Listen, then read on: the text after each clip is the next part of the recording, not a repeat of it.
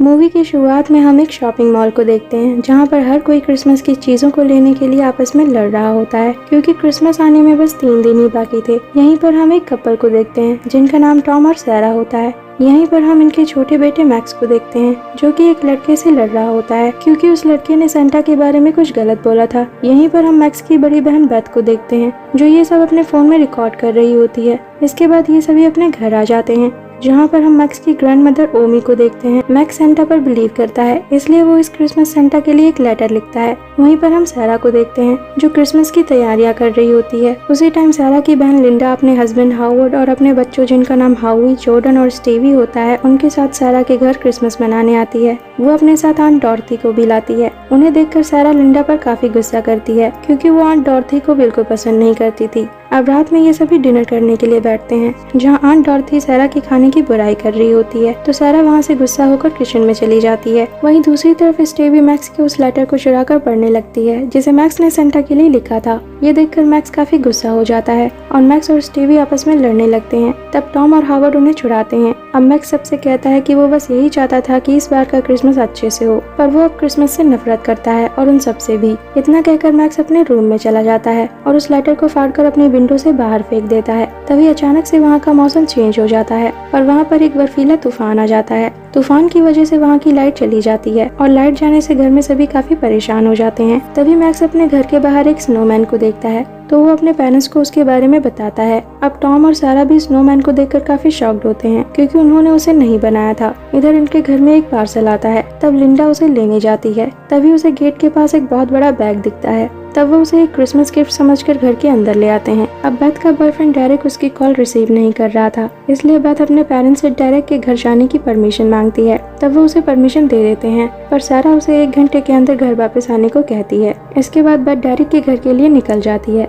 बाहर बहुत तेज तूफान था। तभी बेथ को एक घर के ऊपर एक बहुत बड़ा क्रीचर दिखाई देता है। उसे देखकर बेथ बहुत ज्यादा डर जाती है और वहाँ से भागने लगती है पर वो क्रीचर उसका पीछा करता है। उससे बचने के लिए बेथ एक कार के नीचे छिप जाती है। तभी हम उस क्रीचर के पैरों को देखते हैं जिसके पैरों की जगह पर खुर होते हैं। अब वो क्रीचर वहाँ से चला जाता है पर तभी बेथ अपने पीछे एक टॉय बॉक्स को देखती है जिसके अंदर से एक स्कैरी क्लाउन बाहर निकलकर बेथ पर अटैक कर देता है। अब जब काफी टाइम बाद भी बेथ घर नहीं आती तब टॉम और हावर्ड अपनी कार को लेकर उसे ढूंढने डेरिक के घर जाते हैं। जब ये डेरिक के घर पहुंचते हैं तो वो देखते हैं कि वहाँ पर सब कुछ बिखरा पड़ा होता है और वहाँ पर इन्हें कोई नहीं दिखता। तभी इन्हें वहाँ पर उसी क्रीचर के फुटप्रिंट्स दिखते हैं। इसके बाद ये दोनों वापस जाने लगते हैं पर तभी कोई चीज बर्फ के अंदर से हावर्ड पर अटैक करके उसे खींचने लगती है। तब टॉम उसे शूट करके हावर्ड को किसी तरह बचा लेता है। इसके बाद ये भागकर अपनी कार के पास आते हैं तो ये देखते हैं कि किसी ने इनकी कार जला दी थी। इसके बाद ये जल्दी से घर पहुंचते हैं। अब हावर्ड का पैर काफी इंजर्ड हो गया था जिसे देखकर घर में सभी बहुत ज्यादा डर जाते हैं। उसे देखकर ओमी काफी अजीब बिहेव करती है और सबसे कहती है कि आग को बुझने मत देना।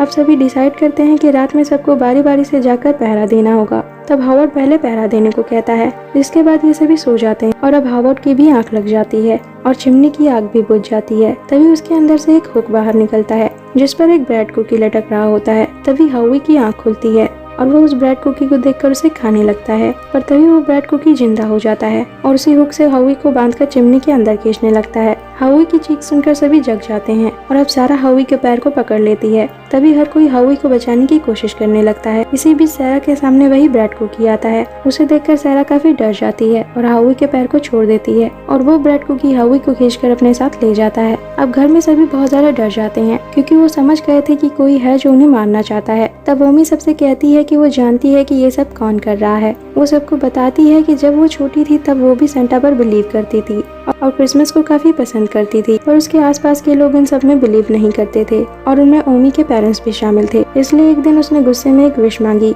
कि कोई आए और उन सभी को उनके कर्मों की सजा दे और जल्द ही उसकी विश पूरी हुई। वहाँ पर एक क्रीचर आया जो ओमी के पेरेंट्स के साथ साथ उन सभी को अपने साथ हेल में ले गया और ओमी को एक बेल दे गया और उस क्रीचर का नाम था क्रैम्पस जो उन लोगों को पनिश करता था जो क्रिसमस की रिस्पेक्ट नहीं करते थे। ओमी को अपनी गलती का पछतावा होता है कि उसे वो विश नहीं मांगनी चाहिए थी। अब ओमी उन सभी को वही बेल दिखाती है जो क्रैम्पस ने उसे दी थी। अब ओमी की बात सुनकर सभी डर जाते हैं, पर हावर्ड को उसकी बातों पर विश्वास नहीं होता और वो हाउई को ढूंढने के लिए घर से बाहर निकलता है। तभी उसे घर के बाहर हाउई के जैसा एक स्नोमैन बना मिलता है और वहाँ पर दूसरे क्रिएचर्स भी होते हैं। इसके बाद सारा हावर्ड को घर में लेकर गेट को बंद कर देती है। वहीं दूसरी तरफ स्टेवी और जॉर्डन को ऊपर से वेब की आवाज सुनाई देती है, तो वो उसे चेक करने जाते हैं, पर तभी उनकी चीख सबको सुनाई देती है। तब सभी जल्दी से भागकर उन्हें देखने ऊपर जाते हैं, तो उन्हें वहाँ पर एक स्कैरी क्लाउन दिखता है जो जॉर्डन को निगल रहा होता है। उसे देखकर ये सभी बहुत ज्यादा डर जाते हैं और उस क्लाउन को शूट करने लगते हैं, पर वो क्लाउन वहाँ से चला जाता है। इसी बीच उस बैग में रखे सभी टॉयज जिंदा हो जाते हैं और इन सब पर अटैक कर देते हैं। सैरा पर एक डॉल अटैक करती है, लिंडा पर एक टैडी अटैक करता है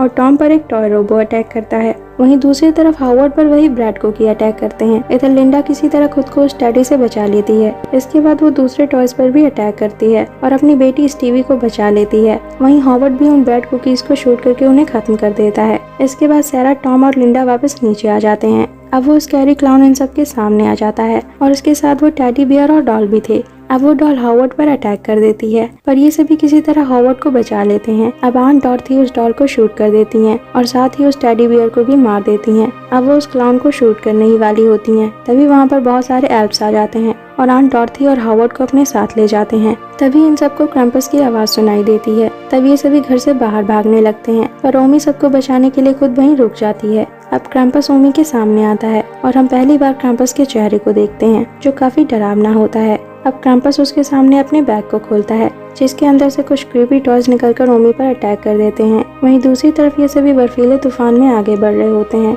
तभी एक क्रीचर टॉम को बर्फ के अंदर खींच लेता है। इसके बाद वो लिंडा को भी अपने साथ ले जाता है। इधर सैरा, स्टीवी और मैक्स कार के पास पहुंच जाते हैं। अब स्टीवी और मैक्स कार के अंदर बैठ जाते हैं, पर वो क्रिएचर सैरा पर अटैक करके उसे भी खींच ले जाता है। अब वहाँ पर मैक्स और स्टीवी ही बचे थे।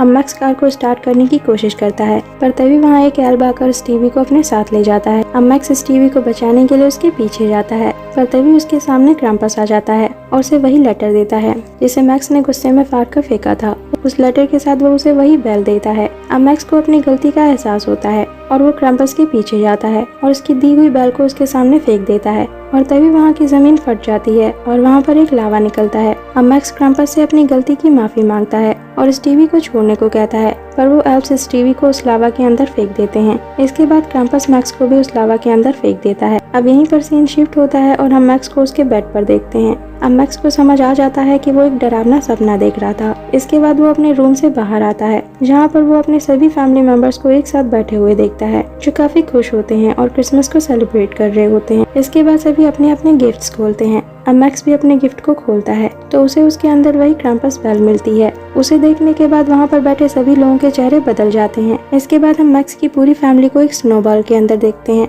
जिन्हें क्रैम्पस ने हेल में कैद कर दिया था। यहाँ पर इनके साथ साथ बहुत सारी स्नोबॉल्स होती हैं, जिनमें कोई ना कोई फैमिली कैद होती है, जिन्हें क्रैम्पस ने पनिश किया होता है। और इसी के साथ ये मूवी यहीं पर एंड हो जाती है। मूवी एक्सप्लेनेशन अच्छी लगी हो तो like and share it, and don't forget to subscribe my channel, and thanks for watching.